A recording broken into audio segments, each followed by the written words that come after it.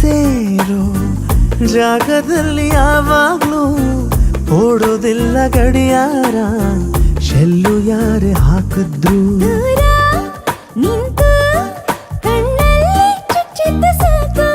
ಕಣ್ಣ ಕೂಡ ಹಾಕೊಳ್ಳಬೇಕೇನು ಫ್ರಾಕು. ತಪ್ಪಾದರೂ ಮನ್ನಿಸು ಕಣ್ಣನು, ನಿನಗಾಗೆ ಬದುಕಿರು ನನ್ನನು ಆಯ್ಸು.